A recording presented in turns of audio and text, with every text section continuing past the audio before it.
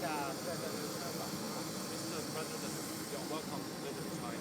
Thank you very much. 你对我们主席的问候，我们已经向主席报告，We 感 have 感谢您的友好问候。